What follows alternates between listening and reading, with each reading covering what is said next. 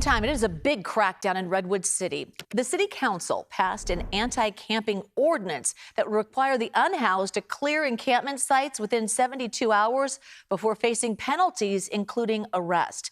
So the move has neighbors split. Some say they've seen fires from the encampments spark near their homes. Others think the city is trying to criminalize homelessness. Our Sooji Nam breaks it down.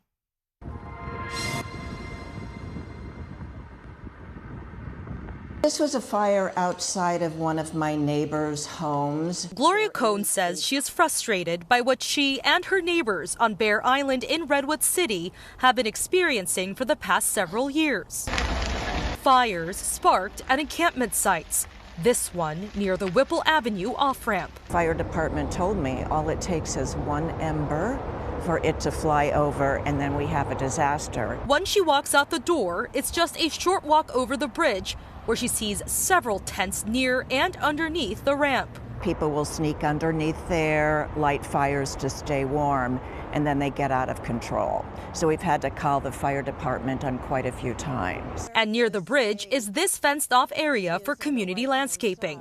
Cohn says those living in the encampments nearby broke into it. And you can see where it's broken there and cracked off. They cracked that piece, stepped on the fence, went over to use the porta potty. Cohn says she is optimistic about her city's future after Redwood City leaders passed an anti-camping ordinance Monday night.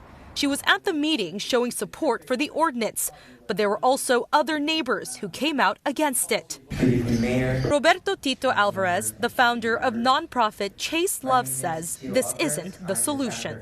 Not come here and criminalize our community for the circumstances that they in. A lot of this community are veterans. They are our grandparents, our community. They are disabled community. District 2 Council member Chris Sturkin was the only member who voted against the ordinance.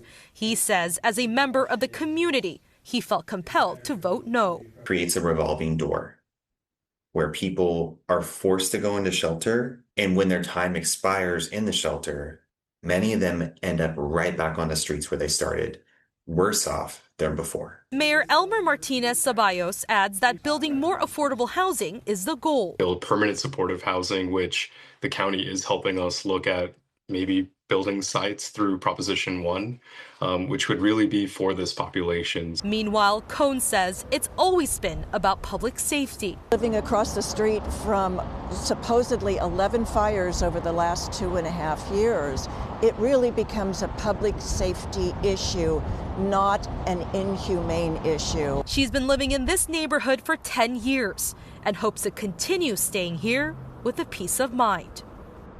According to the ordinance, the city must provide 2 warnings and offer shelter within a 72-hour period. If they do not move, the unhoused could be charged with a misdemeanor and be fined.